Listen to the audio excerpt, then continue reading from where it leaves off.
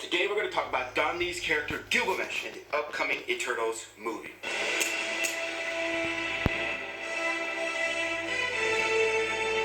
First and foremost, if anything that I say actually happens in the movie or down the road in the MCU, I'm sorry for the spoiler. Again, these are just my thoughts, but if they actually come to fruition, then I'm sorry. Last summer, Marvel Studios introduced us to the bulk and muscly Don Lee, set to play Gilgamesh in the MCU's Eternals. Our American viewers may know him from Train to Busan, but the dude is an outright buffed out badass and is one of the most famous and funny actors here in South Korea. But who is this character Gilgamesh? Who are the Eternals? Today we're going to talk about him. Other than the Spider-Man, Iron Man, Hulk, and a couple of others, most non-comic book fan people here in Korea know very little about a lot of the characters in the Marvel Universe, including Guardians of the Galaxy and also including the Eternals. As many of my YouTubers know, I'm a really big coin collector. I do metal detecting here in Korea, but another one of my really huge hobbies that is a big part of my life is comic book collecting, and this is actually the first issue of the Eternals, and it is beautiful. It was only 25 cents. This thing was only 25 cents. The Eternals were brought to us by the legendary Jack Kirby in 1976 when he created the Eternals #1.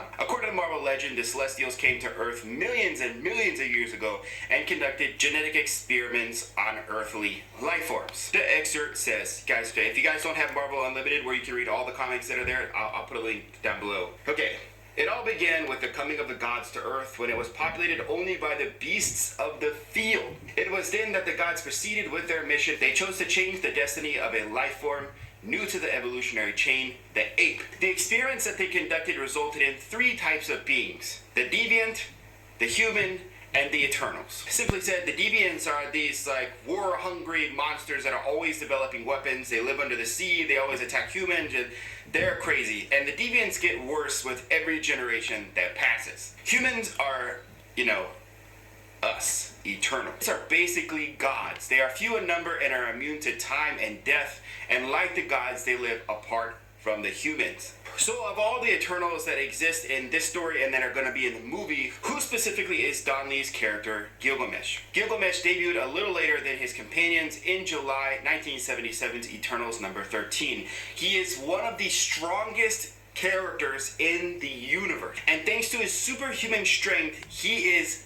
physically stronger than any other Eternal, which is probably why they chose big buffed up Don Lee to do the job. When the Eternals comes out, Gilgamesh could seriously become MCU's strongest character ever. Gilgamesh is also nearly unkillable. He can fly, he's immune to disease, and he is highly resistant to physical injury. This is all thanks to his heart and mental discipline that he uses to maintain and control his body. This power allows him to control his body down to the cellular level and allows him to repair and regenerate those cells and flesh and all kinds of stuff. However, he has a weakness. If his opponent can break this discipline by one means or another, his ability to heal himself, his ability to not take physical damage goes away, and he can be injured or killed. This weakness becomes apparent in Thor #287 and 288, when Thor basically goes up to Olympia and gets into a fight with the Forgotten One. During this fight, it becomes apparent to both Thor and Gilgamesh that they are equally powerful, and Gilgamesh is beating the crap out of Thor. Gilgamesh only lost the fight when he mistakenly became distracted while trying to pick Mjolnir up. He realized that Thor's strength was in the hammer, which in the movies we know it's not. But in the comics, he noticed that his strength was in the hammer, and so he said, if I take this hammer away from Thor, I can finish him off. But then he took the hammer, obviously couldn't pick him up. But while he was distracted, Thor, knocked his lights out. Anyway, Gilgamesh's key feature are his hand-to-hand combat abilities. So it's safe to say there are going to be some really, really awesome fighting scenes with Don Lee's character. So what is another reason why Don Lee's character Gilgamesh could be very important in the Eternals movie? In the comics, he was outcast from the Eternals for meddling with human affairs and performing heroic deeds on behalf of the humans. He's actually put away in this kind of jail thing, and this is where he got his title, the Forgotten One. His name, Gilgamesh, actually came later down the road.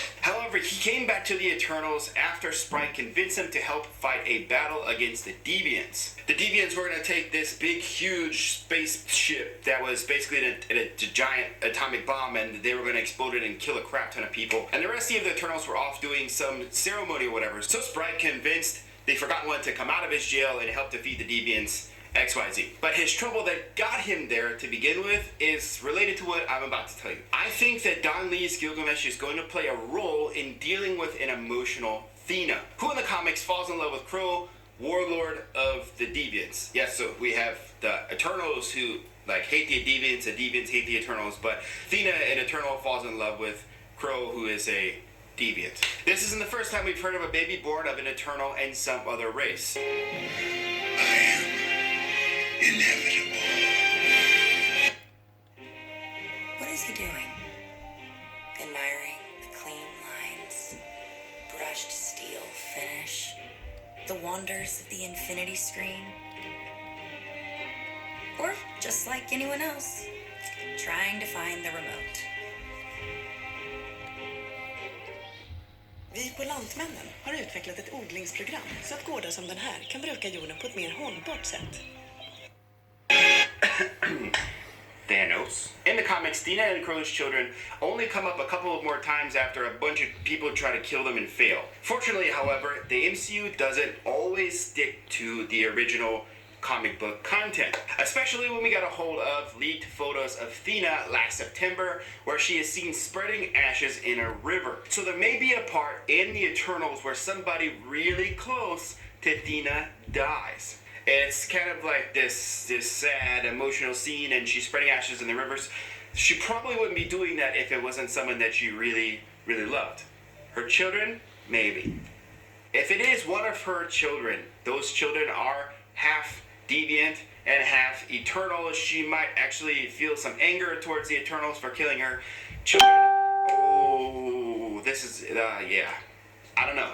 However, Gilgamesh, although he is a skilled killing machine, may be utilized to relate with her at a time when she is most furious, considering that he himself meddled in the affairs of humans. So on top of beating the crap out of deviants and whatever monsters come in the Eternals, I think he's going to play a nice emotional rock role for Thena as well. Another thing that a lot of Korean viewers might not know about Don Lee's character Gilgamesh is that he actually becomes an Avenger at some point, where he teams up with Captain America, Mr. Fantastic, and an Invisible Woman. Now this could be and should be way down the road. We don't have a new Captain America. The Fantastic Four haven't even been introduced to the current MCU.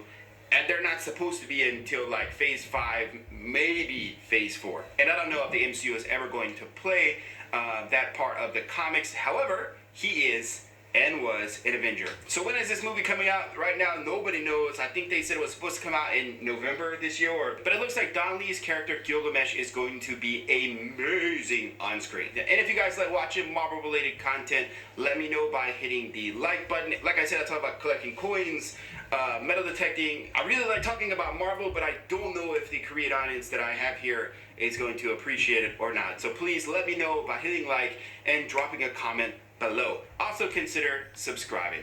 Thank you. See you next time.